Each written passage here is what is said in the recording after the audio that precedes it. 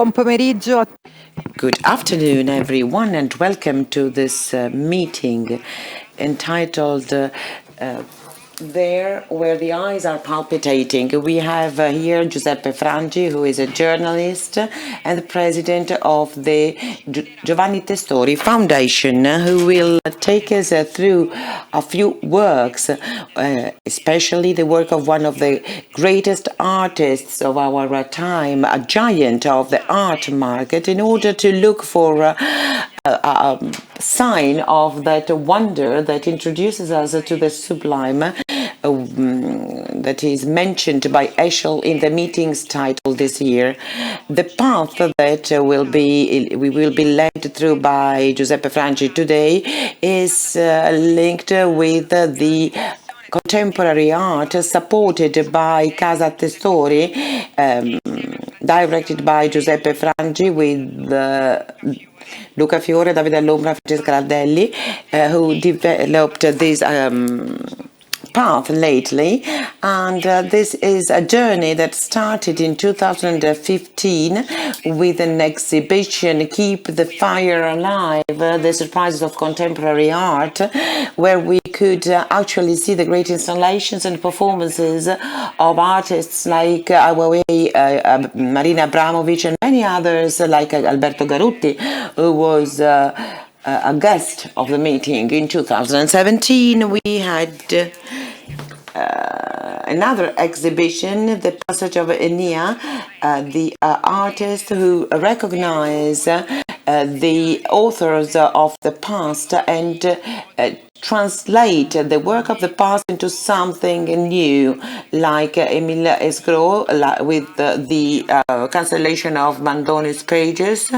And then last year we had another exhibition entitled Now, When a Work of Art is Born, that actually enabled us to take part in the creative moment of a work of art.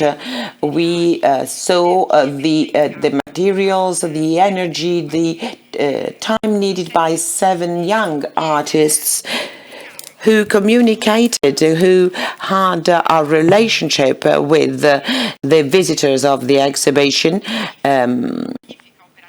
in front of a great work of art by Mario Schifano, La Chimera, which was created in front of a public, of an audience, in a square in Florence in 1985.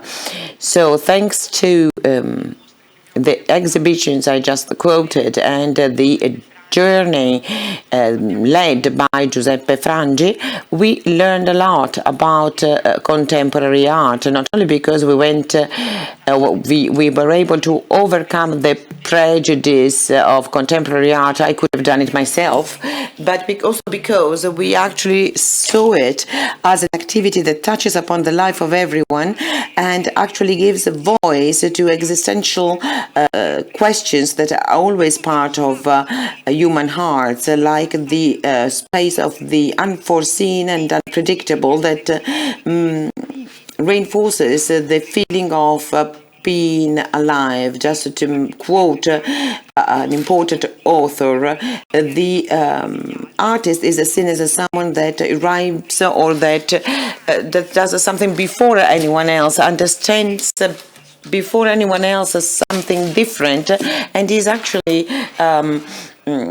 surprised by this, and there is a relationship between the artist and the visitors. So this actually made it possible for us to have the same gaze of children in front of reality, as the Pope said in his opening speech for this meeting, that is to say, wonder, something that is very important in this very difficult moment in history.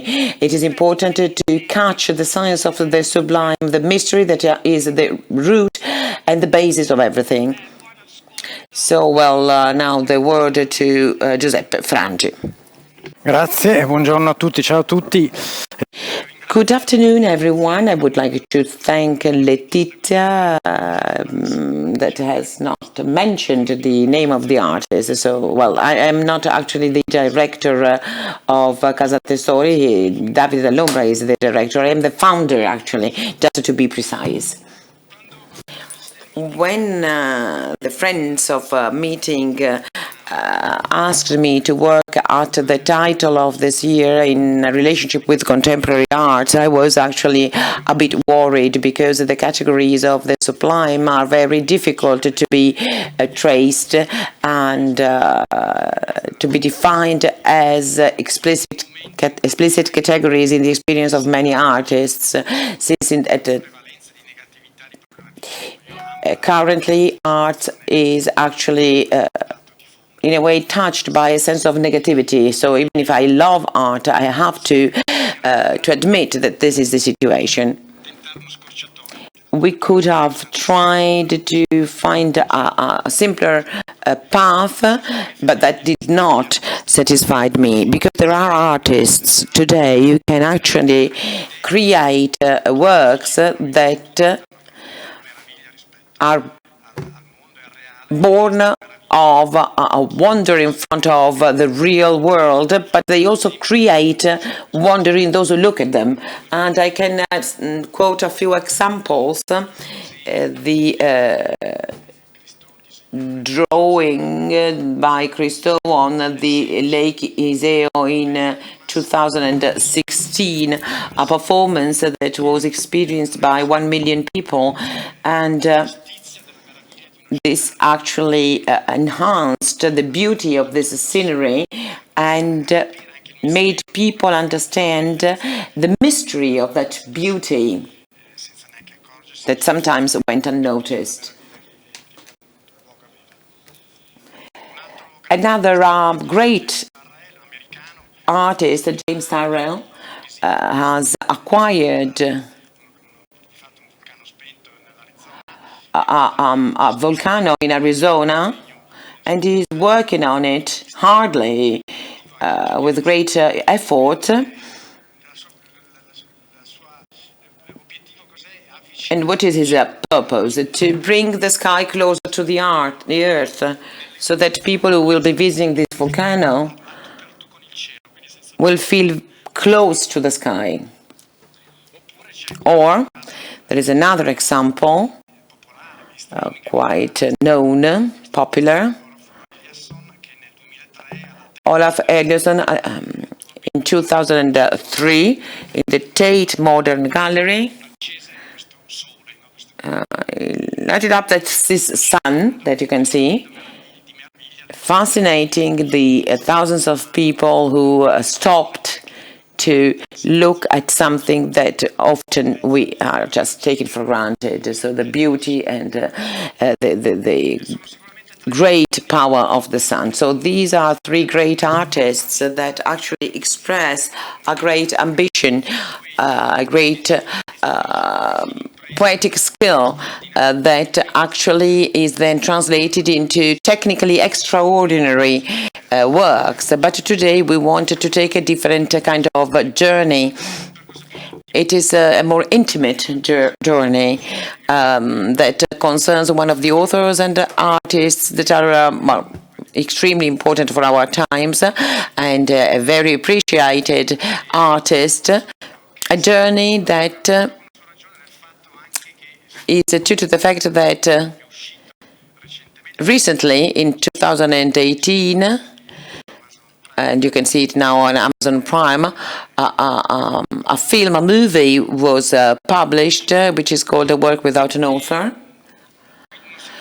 So this is a very special artist, a giant of contemporary art, even though he doesn't have spectacular examples to give.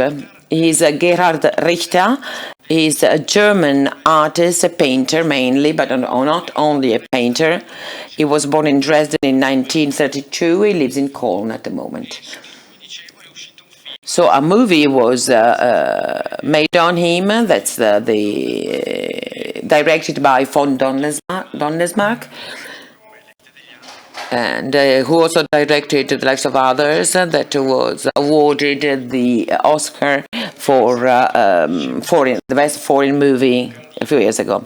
So this is the film that, as you will see, the title itself, A Work Without Author, is extremely important. It is connected to a biography that is not very well known. The life of Richter was quite dramatic, as we will see today. So this film, this movie, goes back to the beginning of this adventure of Richter's life through a biography that was not recognized by Richter himself, in which, however, some details emerged that even Richter himself did not know.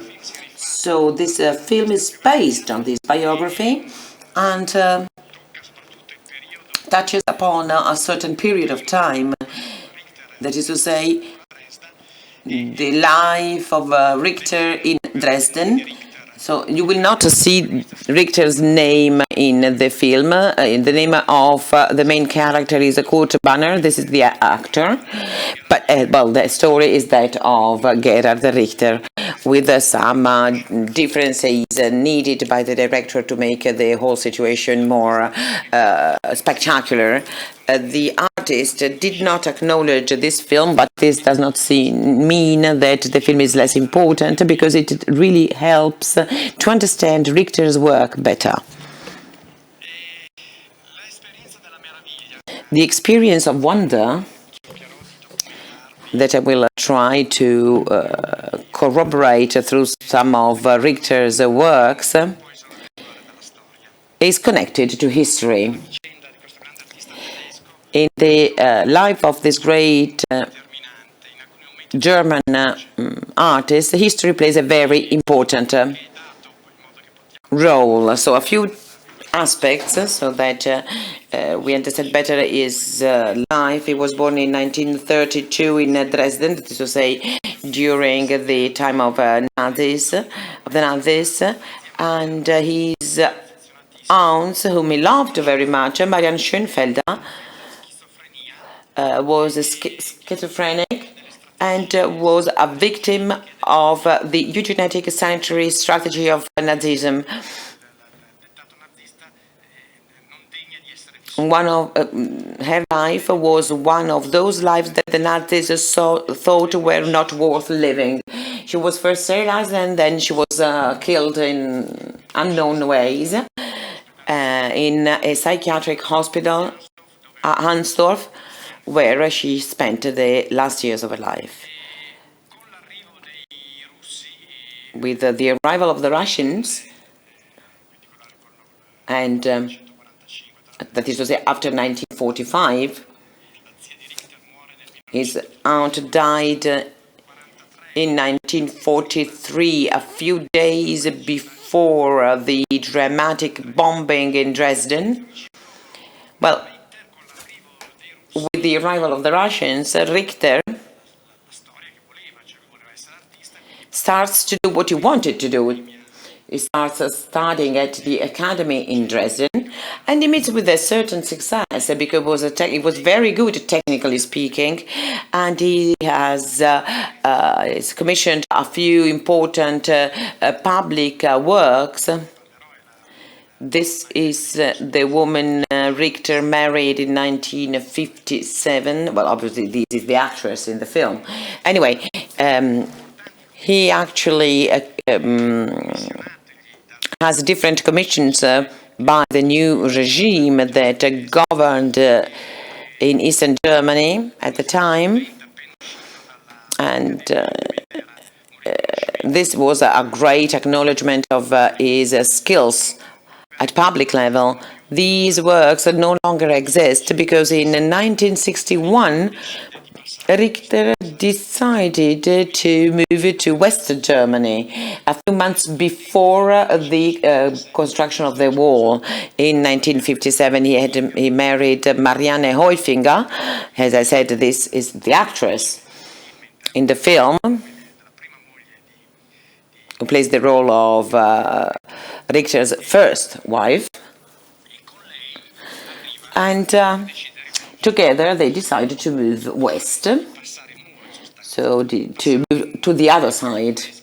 So all these frescoes were then cancelled, erased, because he was seen as a traitor, even though Richter never explained, never justified this decision to move to the West with political ideologies. It doesn't move to the West because of the freedom he can enjoy there.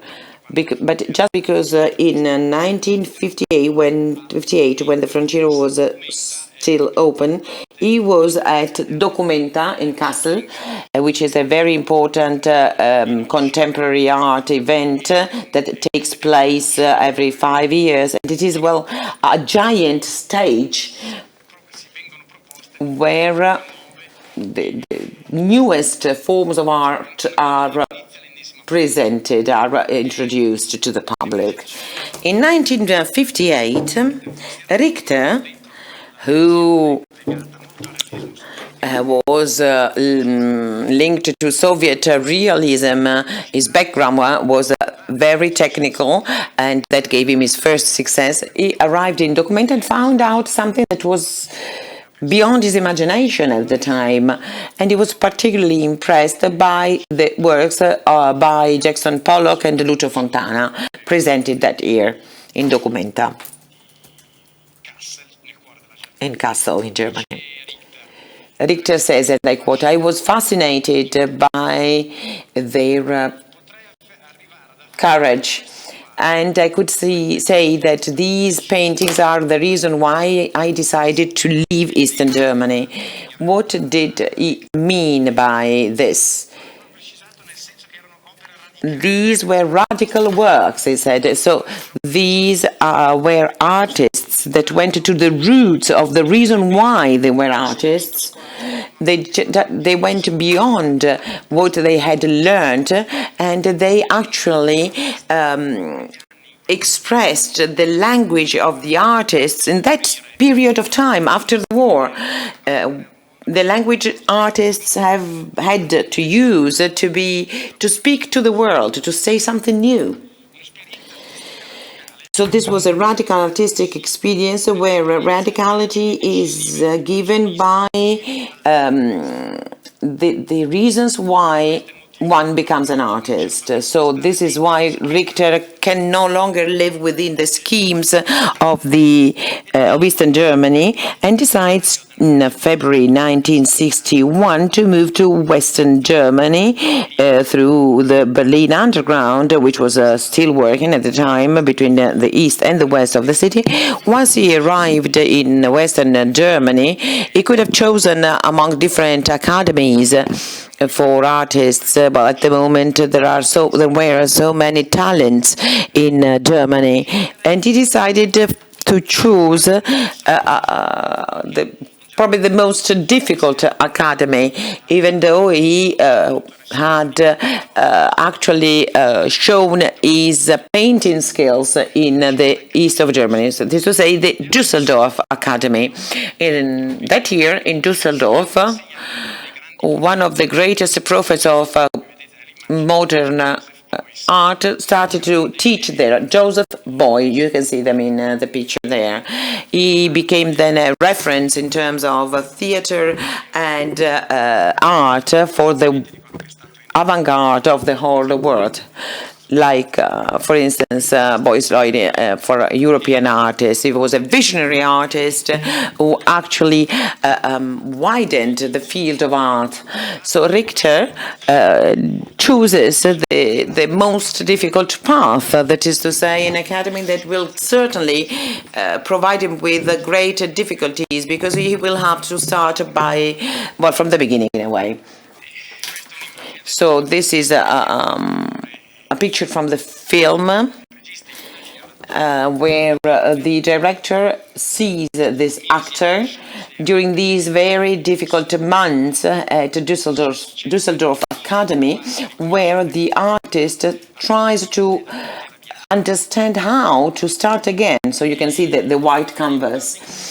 So this is an important aspect in his life where the artist doesn't take anything for granted, and he says in 1962, so he started to attend the academy in 1961, to exist means to struggle for form and survival. So this is actually the search for new forms as a painter.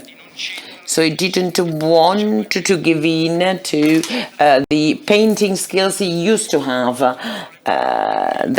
well, actually had provided him with a great success at the beginning.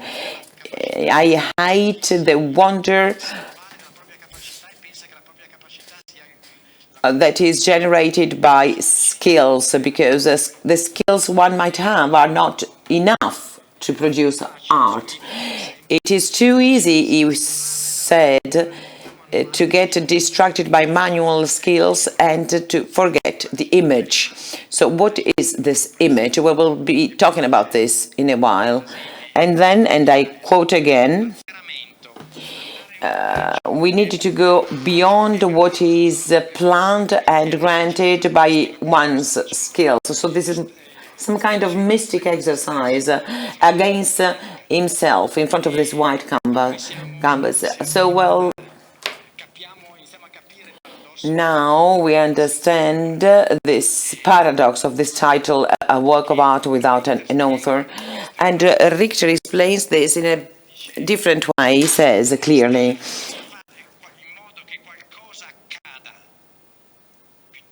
that is to say, to make things happen instead of creating them. So this is what the artist should do. He should make something happen on the white canvas and not rather than creating something. So there is a very beautiful quotation from Cézanne, who said that the artist's problem is not that of creating, but to be part of a creating mechanism. So creativity in a way is something that is a mystery, so to speak. So these are moments when, well, if I can quote another artist of the 20th century, Matisse, the artist perceives that it's not his hand that acts, but rather someone has taken him by the hand. And Matisse said this when he was creating the chapel in Vence. And I felt like someone had taken me by the end. So this doesn't mean to do less. It means to be a whole artist, a complete artist. So this is a situation that is shared also by Mart Rothko as well, who said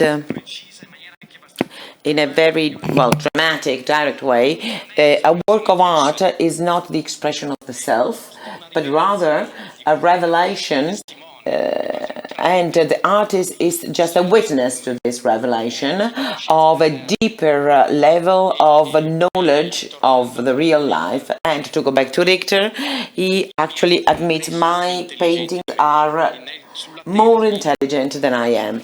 So on the canvas there is something that goes beyond what I had planned. È un processo di azzardo. This is a process of, so to say, nullification, which also raises another issue. In ancient times, in the heart of history, in the history of art, the issue was always the topic, the theme, but the theme is zeroed. The artist no longer has a theme. He no longer has a precise task entrusting him with a theme. So the theme is also part of this action of zeroing that the artist is experimenting.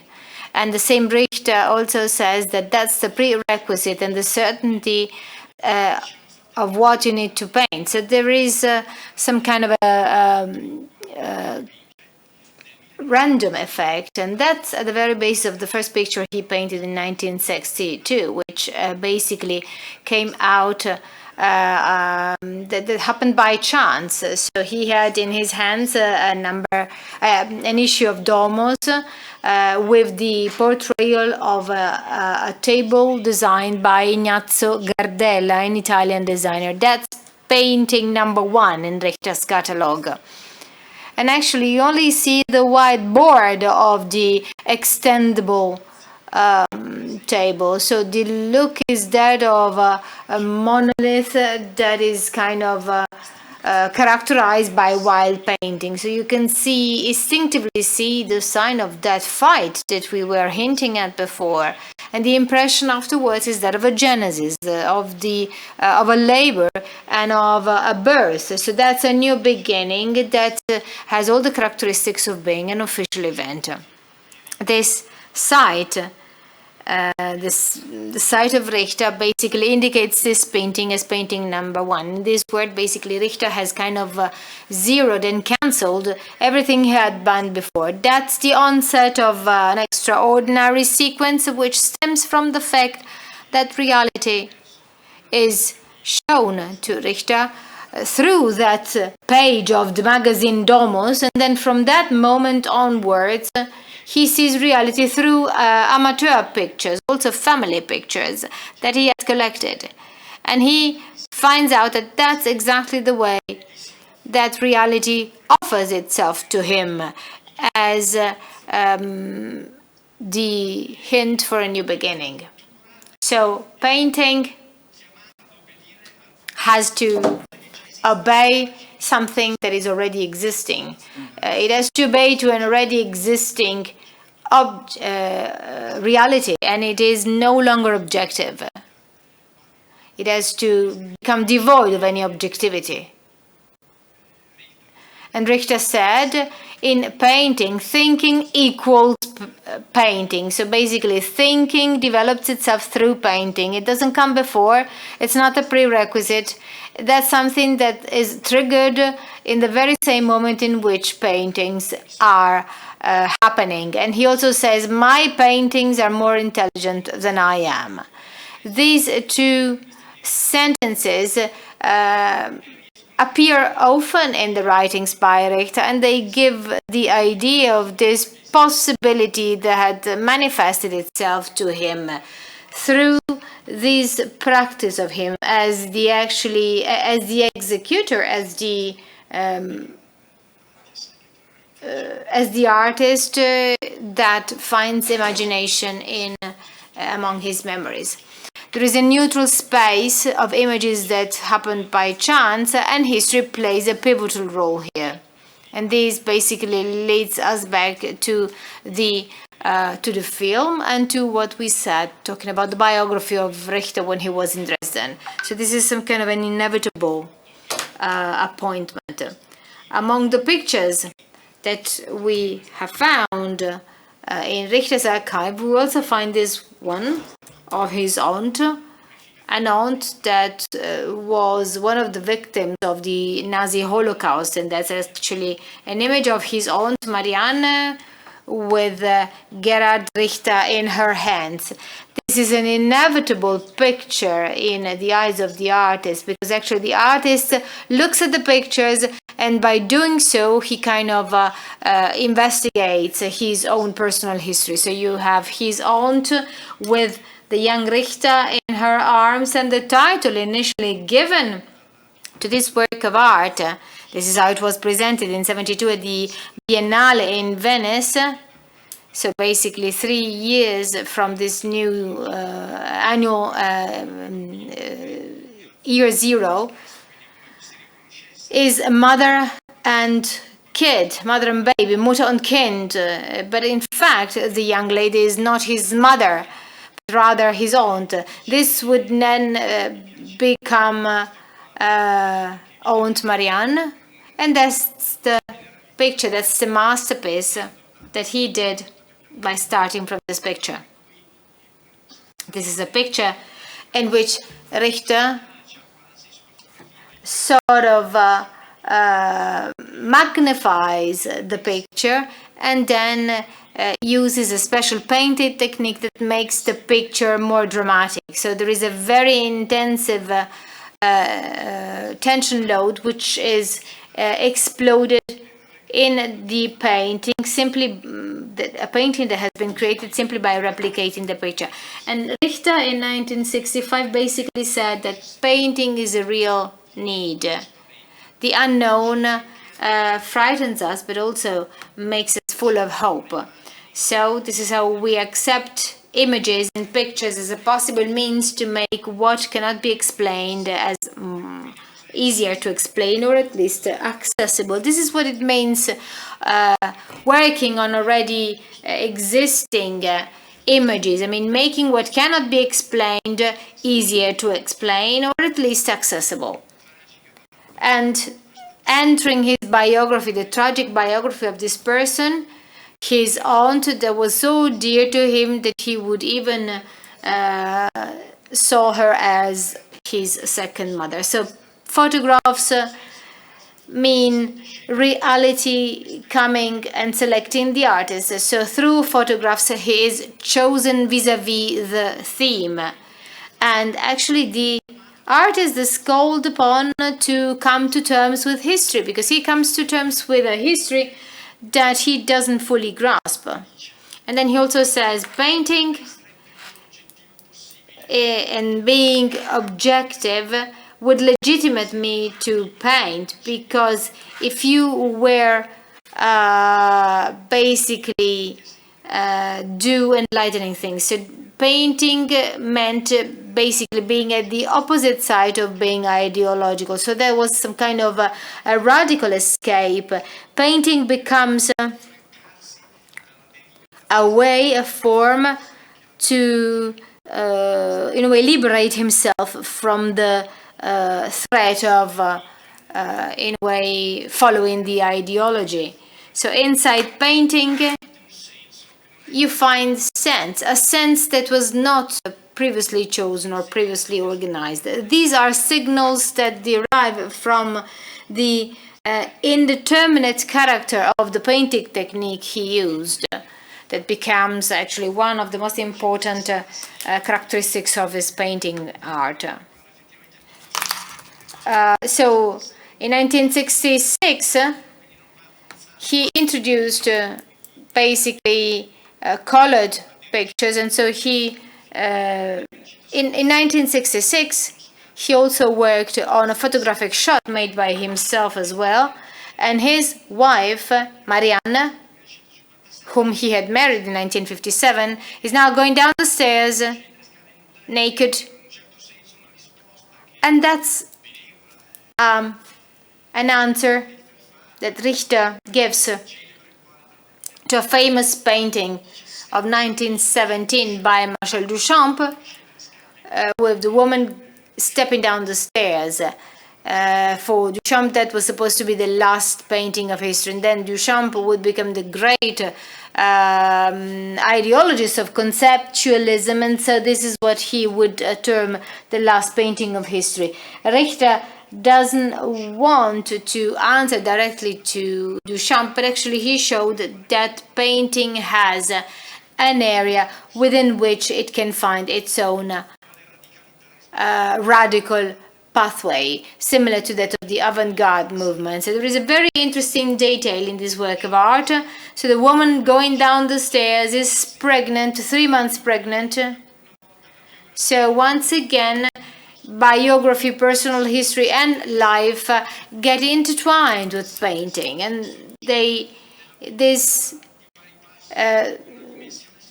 kind of dimension that painting have, this birth-giving dimension of painting goes hand in hand with the birth-giving dimension of life.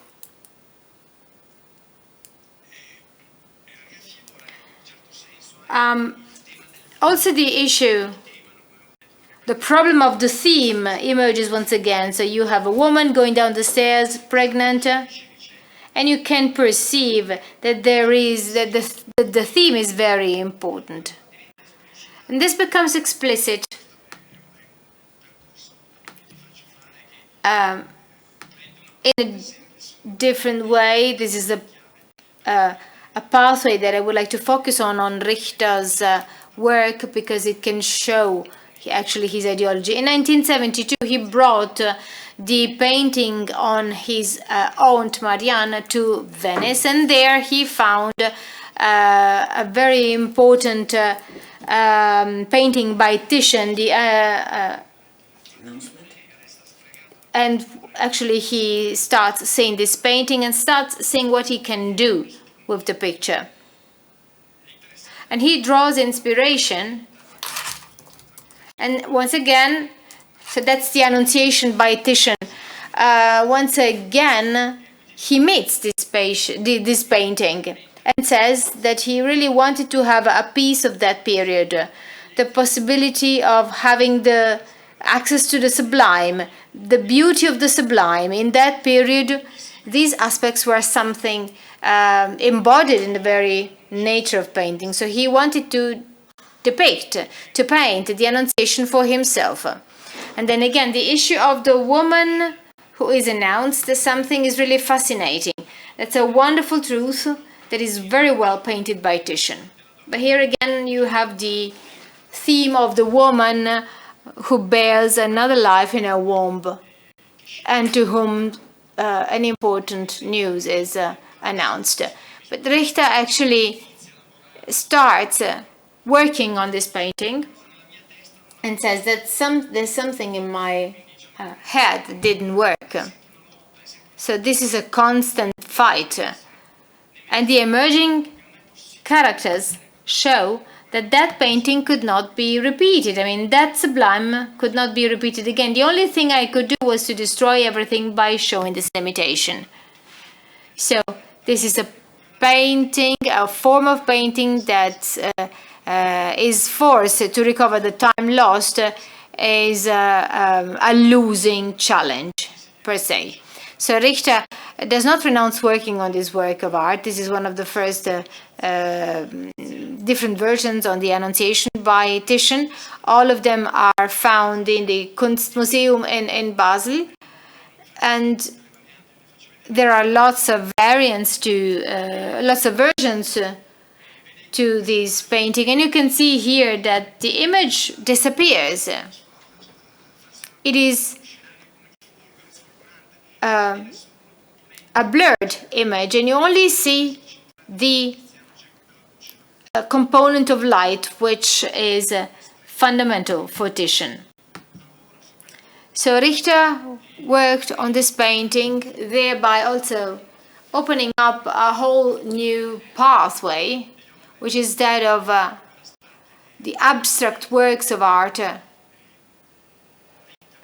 that Richter would then create in future years with very interesting cycles, like the one that is on display at the Tate Modern in London, devoted to John Cage, or the one in Basel where he uses colors and the music by Bach.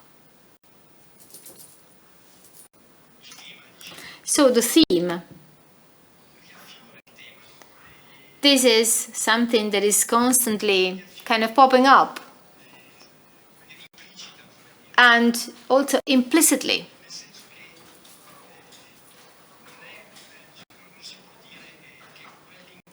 One cannot say that meeting the Annunciation, the painting of the Annunciation, is something he works on from the point of view of traditional iconography, but the very core of that theme pervades Richter. This is one of the most iconic pictures by Richter. I think this is probably going to be the manifesto of the future exhibition that will be devoted to him in the Metropolitan Museum of Art.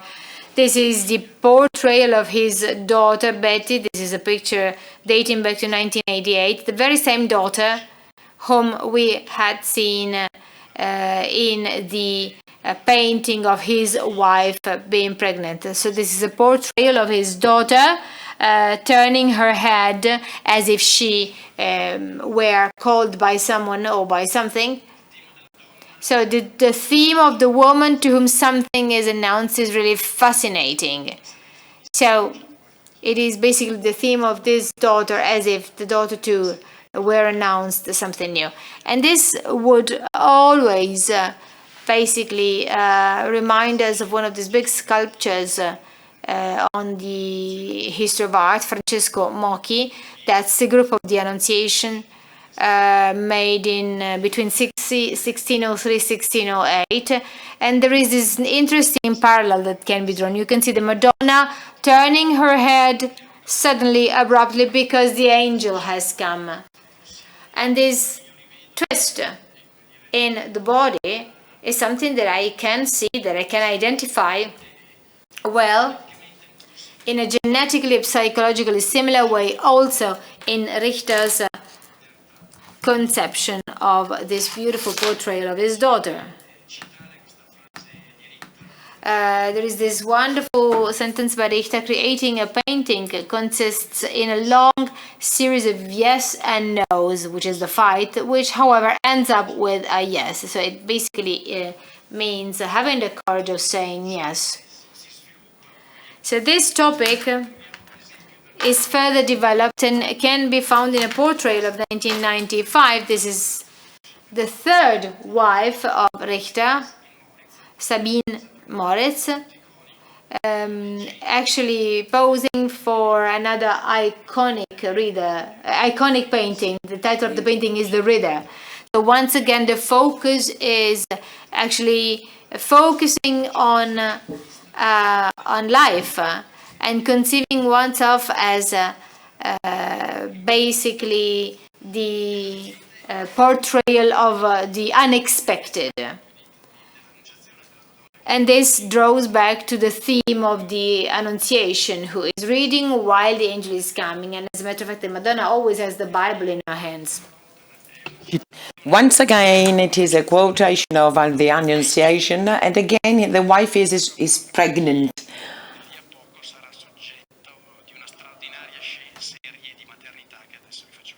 And then she will become the subject of a maternity scene.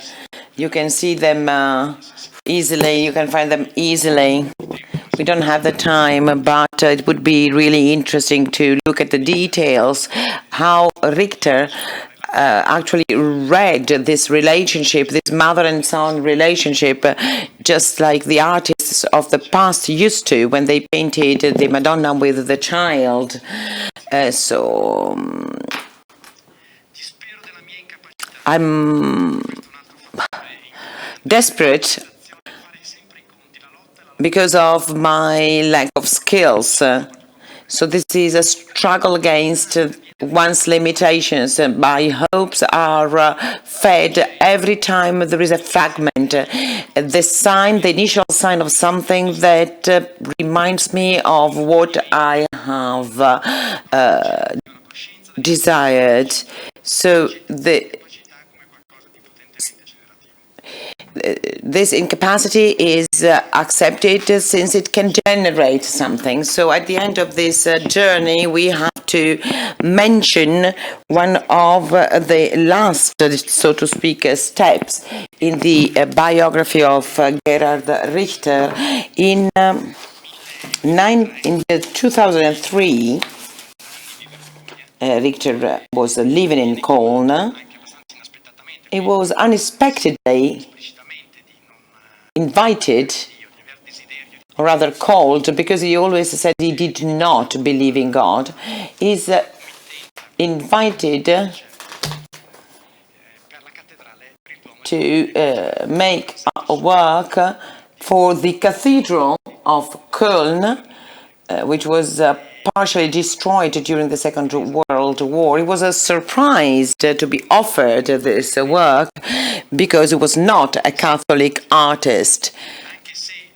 Even though in the Cathedral of Köln he had the christening of two of his children, and one of his children actually was a member of the choir of this church. So, well, he's proposed, he's offered this work. It is an extremely ambitious work. This is one of the greatest Gothic cathedrals in history, probably the most beautiful Gothic cathedral in Germany. And at the beginning, well, there are some problems because he's asked to represent the Catholic martyrs of Nazism. Richter first tries to do what is asked, but then he says, I cannot do that. I cannot really actually work on this theme. So he actually makes a counter-proposal that is based on one of his abstract works that I didn't show you today. This abstract work, which is a composition of colors, for over 4,000 different colors, matched by regular shapes on a canvas. So he would like to apply this model, but with the 72 colors that were identified in the ancient windows of the cathedral that survived the bombing. At the end, those responsible for the cathedral actually accept Richter's proposal, and we have this window with 1,000 squares. I'll show some details. It's a very complicated window. Also, to take a picture, it's very difficult to take a picture.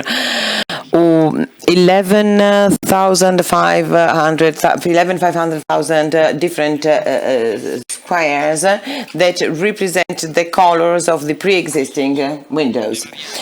So these are all variants of blue, green, red, and green. These are the reflections of the window when you enter the cathedral. Among other things,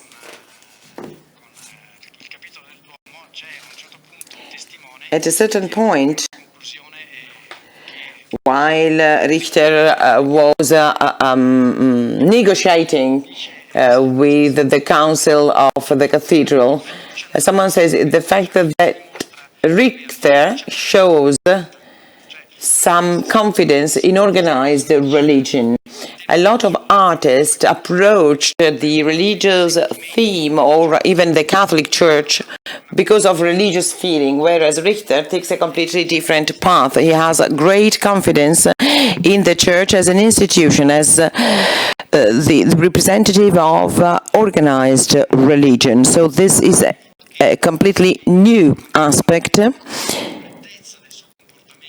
as it is shown about the artist's behavior in the creation of this window, and this singles him out from any spiritualistic attitude which is common among many contemporary colleagues.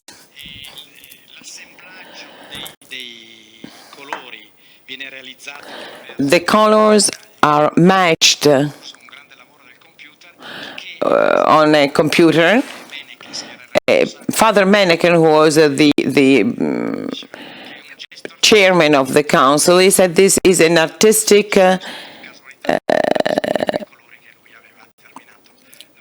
a form of artistic humbleness, the fact that he decided to use the computer to match the colors. This window, which was actually the object of so many discussions and very controversial, and even if today it is seen as a point of reference, and it actually reminds us of the work by Le Corbusier in La Tourette.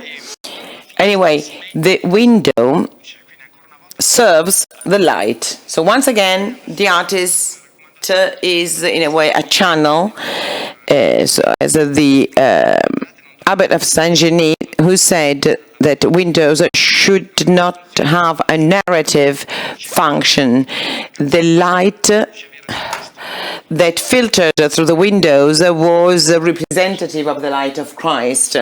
And so there is this implicit wonder that generated these works, and This, in a way, is an experience of the sublime that you actually experience when you enter this cathedral, and you actually experience something that is typical of the windows of medieval cathedrals that were a channel of light.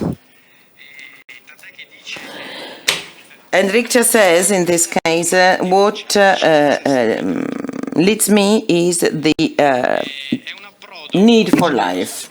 So this is also the result of certain skepticism, which is typical of Richter as an artist. Richter actually uses his skeptical attitude to actually engage himself in the things he does.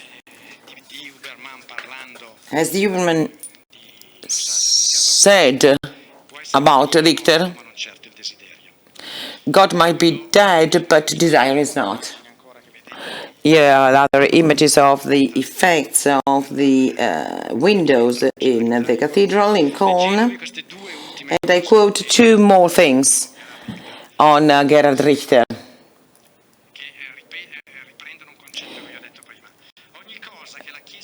Everything that the Catholic Church represents and does, everything that it demands and offers is familiar to me, and I appreciate it. This has something to do with Christian culture. It's beautiful works that sustain me a lot during my whole life. Exactly like the intuition which grew during the Christian teaching. Another connection with the church is the ability to believe. Our ability to believe is an important trait for human beings, just like drinking and eating. It doesn't matter if we believe well or not. We always believe. So this is the presence of the church as an institution. And I close with this quote that is part of an interview by Hans Hursobris. So the quote is, lost qualities for a better world, for the country of misery and desolation. So this is what painting means. I could call it redemption, or even hope. The hope that, after all, I could change something through painting. So what is Richter's real goal? To do something that goes against misery and desolation, and it even says that this could be called redemption, that I could change something with my painting. So these are the great words that are generated by this process of nullification, so to speak, that was the starting point of his work. Thank you.